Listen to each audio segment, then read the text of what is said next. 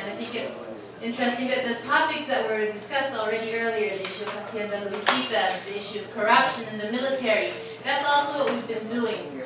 Since from July 13th to July 18th, over 88 international delegates participated in international solidarity missions in 7 regions of the Philippines, coming from more than 16 countries. And when I closed my eyes listening to the reports of the other trips that went to the Central Luzon, the Ilocos Cordillera region, to Southern Tagalog, right here in the National Capital region, in northeastern Mindanao, Caraga, and Soc-Sargen, and then Southern Mindanao region, if you close your eyes and you listen to the stories, you would think it's the same thing happening all across the country. Because when the families that met with us told us about how the military is not allowing them to live in peace, because this is their house right here, and right next door the military has set up camp, that's already a war crime. The military is not supposed to be within 500 meters of civilian structures. The military should not be occupying schools or barangay halls. And these are the kinds of human rights violations that make this an issue for the international community. We have seen it with our own eyes. This should not be a secret, and this should not be happening. So the international community, because of our different international solidarity missions and our findings, we stand and echo the cries for peace of the people of the Philippines. We know that this is not only going on in the Philippines. Our sister here is from El Salvador. They also have a common history. And our sister from the United States, who will speak with you in a few minutes. And we're so glad that she made it here to the Philippines too, because there's so much that we can do together for peace and justice if we come together. And especially us from the United States, we know that the United States military aid is coming to this country. And we know and we have seen it with our own eyes that human rights are being violated. And the Philippine military, in addition to the concerns of corruption, should also be concerned about how do we uphold human rights. And we will join the Filipino people on Monday. People from the international community will march side by side with the people here for the protest of the State of the Nation address. Where are these high-ranking military officers who are responsible for these human rights violations? But let's not stop at the military. This impunity is because the government allows for such things to happen.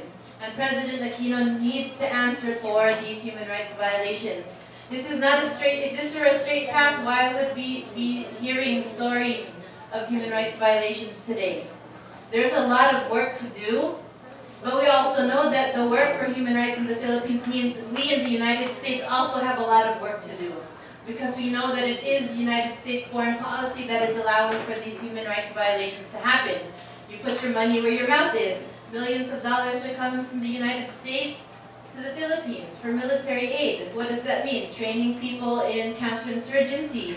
This Oakland Bayanihan, that's not original to the Philippines. That is the United States counterinsurgency. It's very disappointing and heartbreaking. The fact that if you look at the victims, Father Fausto Pops Tentorio, and then Willem Geertman, these are 2 people who are not even Filipino, but they are now martyrs. When you have now members of the international community being killed underneath Oakland Bayanihan, that should be an alarm for the international community. And the colleagues and the families that Father Pops Tentorio helped, and the families and the communities that Geertman were helping, they are still under attack. So the fact that this Oakland Bayanihan does not discriminate, that you can be a person from the religious community, you can be a trade union leader, you can be, and as long as you are taking the side of human rights, you can become a victim of human rights violations. That is not something that we can tolerate.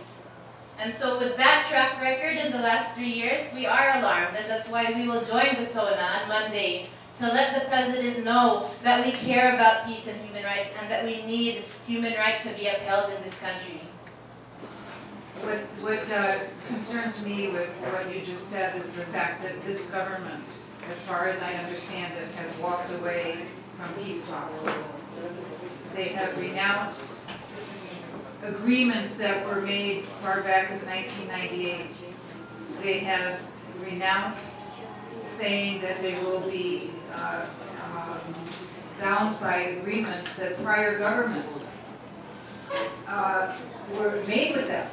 And when they officially said, we're going to have peace talks, and then they said no, and had all kinds of preconditions, the situation isn't getting any better. If you want peace, you have to fight for justice, and part of that is sitting down with people who you are in opposition with and having discussions about why it is there is this type of disagreement. As far as I know, there have been there are a number of disagreements with the government, but the fundamental problem is the economic human rights situation in the country, and the fact that so many people have little hope or prospect of hope. And we should, and if there's going to be a message to this government, the international community wants them to sit down and negotiate peace and not walk away from agreements they made and have been made over the last 18 years or so. Negotiations are important. Dialogue and negotiation is the best way to achieve a level of peace. But the real peace comes with justice. We don't have to even fight for justice. Justice is the manifestation of peace. And people are not asking about the right to sleep in peace and get up the next day and live a meaningful and useful existence for these generations and the future generations. We have to stand together for peace and fight for justice. It's our only way to a peaceful Philippines. Otherwise, this civil war will never end. We need the peace talks to resume, because on the table, we need to talk about the economic crisis. We need to talk about urgent social reforms. Let's talk about something that we can chew on, food for the people. Why is this a crime? For us, you know, it's very easy in this country. I was reflecting on the history of the United States and the McCarthyism and the labeling of you being a rebel. But that's not a reason to kill people, to torture people, to disappear people when everyday people are organizing themselves so that their family can have something to eat, so that they can have a school. These are the most basic human needs. We're not asking for everyone to become billionaires. People just want to have a future. So we hope that our message gets to the international community, to our kababayan from Luzon all the way down to Mindanao, that people from around the world care and stand in solidarity and unity with your dreams for peace and justice in this country. Okay, thank you.